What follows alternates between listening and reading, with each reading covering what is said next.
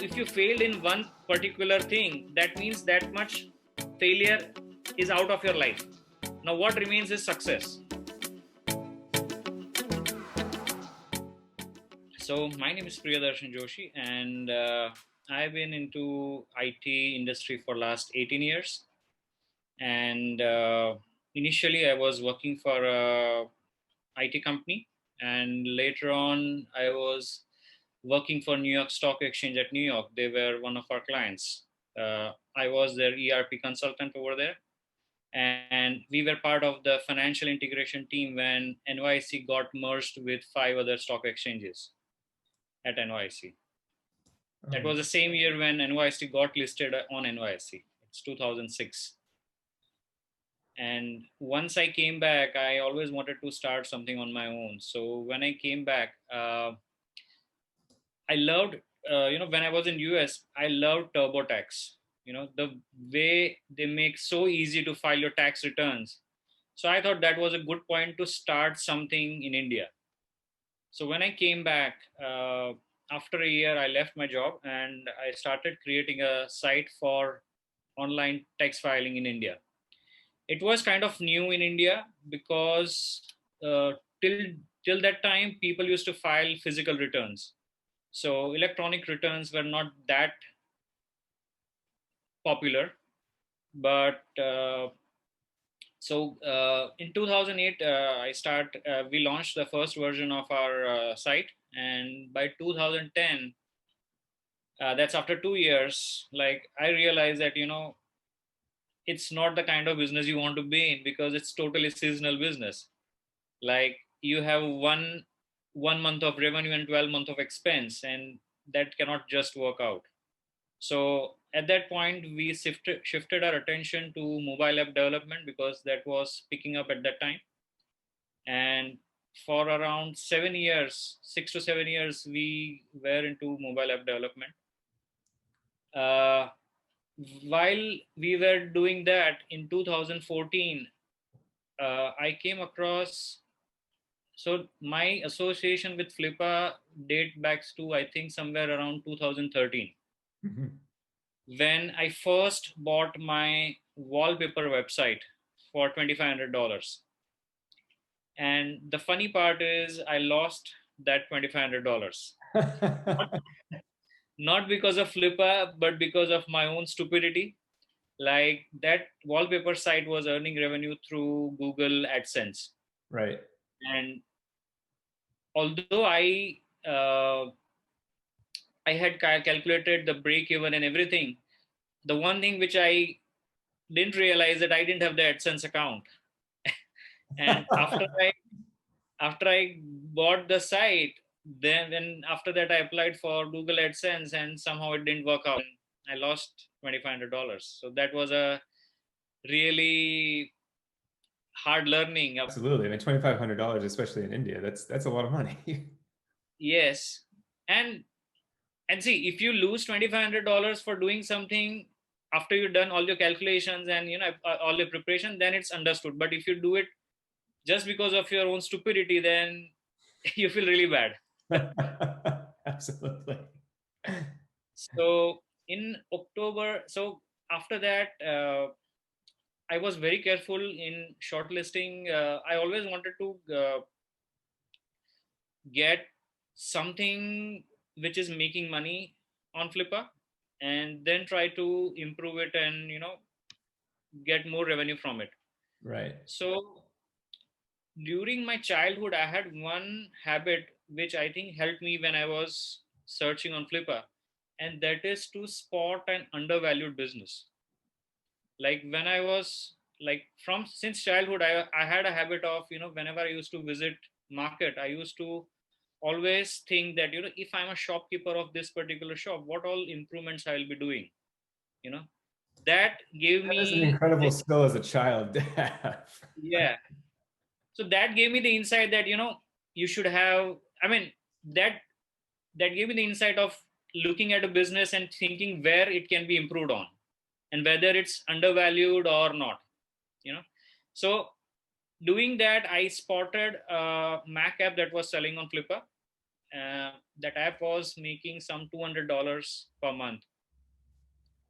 And that app, I don't know, somehow people did not bid that well on that particular app, and the app closed the bidding at around $900. Right. And I thought maybe let me offer the seller $1,000 and see if it clicks or not. And it clicked. So I realized that, even if I keep the app as it is without changing anything, in 5 months of time, I'll be breaking even. Yeah. So I took the bet and got the app for $1,000. I knew the seller was a genuine seller, and that's very important when you deal with sellers on Flippa. I mean, Warren Buffett says that if you don't know the jewelry, know the jeweler, right? So the best thing anyone can do on Flippa is to find out who the seller is, what is their score, success score, and what is their feedback. That will give them the confidence that whatever they are selling, even if you don't know anything about that particular field or site or app, you'll still be able to make money, or you will have a successful transaction. Yeah, I mean, it's interesting thinking about how you're talking about it starting even from childhood, because it's sort of similar in the way. If you're walking through a marketplace and there's a guy selling apples, or there's some people selling shoes, or like whatever it is, you might not know what they're doing, but you're kind of feeling them out as a person, Yes, getting an idea of what that business is and how they can, what you could do with it, I guess, right? yes. If I was in their shoes, what will I do to improve their business, Yeah, something like that. I love that. I love it. So after I got the app, I started I knew that the app, the UI was totally bad. I mean, it was horrible, but still the app was making really good money. It was making a steady $200 per month. So I started changing the UI. I made it more obvious to the user, so that if the people just saw the app icon, they knew what the app was about. And then I started tinkering with the pricing. I think that changed, that experimentation gave me a lot of confidence in whatever I'm doing till now. Yeah. And that I think every entrepreneur should do. And what most entrepreneurs fail to do is that they might have the best product, they might have the best service, but they might not be charging enough to the customers. They Mm-hmm. might be undercharging the customers. Yeah. So that thing should, I mean, pricing experiment should be part of the monthly or weekly checklist for anyone. Yeah, absolutely. So that's something that you've kind of taken into other projects you've done at this point now. Yes, Yeah. and that will give you the sweet spot where you might not be selling a lot of that particular product, but you will still be making more money than your previous price points. Right. So that understanding. So what happens is generally we always price based on the competition, but you never know why the that person has charged X amount, and I mean, it is always up to you to uh, discover the right price for your product. Yeah, no, absolutely. So tell me, I know you had a lot of success with this. We actually have it on our blog, and people can read about it. I love what kind of happened after that when you were applying. Tell me about that, the sort of the award program and what that brought to your life a little bit. Yeah. So I was a regular listener to a podcast called Mixergy. It's a very popular podcast for entrepreneurs and all. So they ran a contest wherein they asked the listeners that if we uh, experimented, or if we implemented some of the sales techniques which is discussed in those podcasts, then they will find out who did the best, and they will fly that person to San Francisco to meet Andrew Warner, the founder of Mixergy. So what I did was I experimented, or I implemented all the sales techniques which were discussed on the app that I bought from Flippa. And to my surprise, they were very impressed by the results that I had got, and they actually flew me to San Francisco to meet Andrew Warner.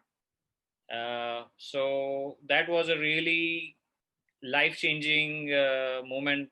I would say that, one success, if you kind of capitalize on that, you can, build more success on top of that. Yeah, absolutely. Tell me more about that. I mean, what are you doing today? I mean, when did you actually buy that business on Flippa? That was uh, October 2014, so right. that's 6 years. Yeah, I know you've been doing a lot. We're actually connected on LinkedIn, so I see you're always active on there. Like, what's your life like now, and like how does that maybe relate to kind of lessons you learned? So the less, I mean, it gave me a new perspective about how you view any business. I mean, see, it's like you should always see, you will make money in any business as long as you believe there is money to be made in that business. That is the foremost thing which any entrepreneur should have. Like, if I am buying a farmland, and if I don't have faith that I'll be able to grow crop in that, then that no crop will grow on that farm. But if you have that faith in yourself that you'll make money out of that thing, then definitely you'll make it. So that vision, or that faith in yourself, or the product or the service that you're buying, you should have that faith, and then you'll be able to make money. I love that positive attitude. That's it's a good way to look at it.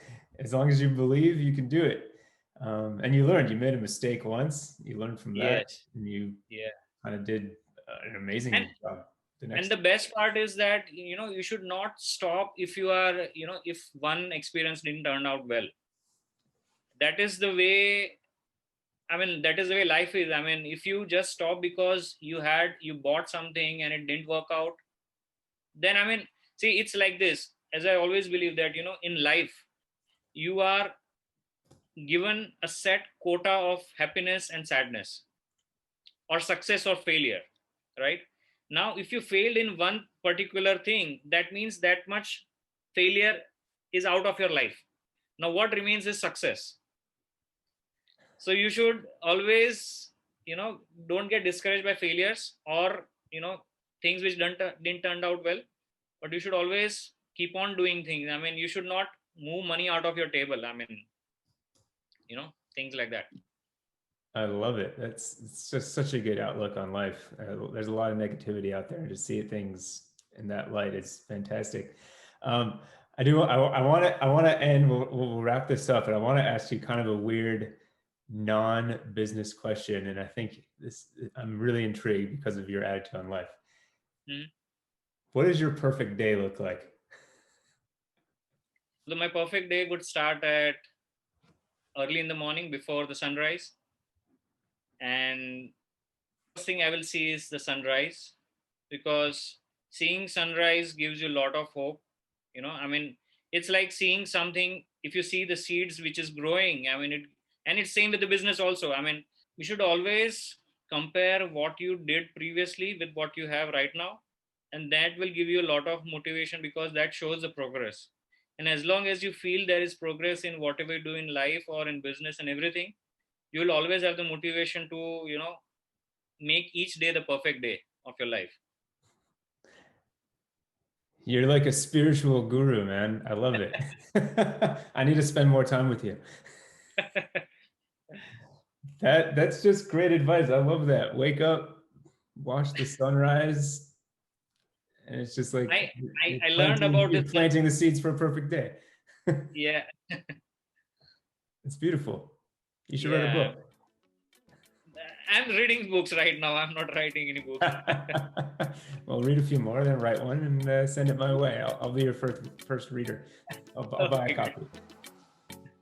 Sure. That could be your next project. Maybe just Yeah. a digital ebook. Yeah. That's fantastic, man. I appreciate this. We've spoken in the past, but it's always good to just get a little bit of light into who you are and what makes you tick. So I appreciate that. Yeah. Thank you for Yeah. for chatting today. Yeah. Sure. My pleasure.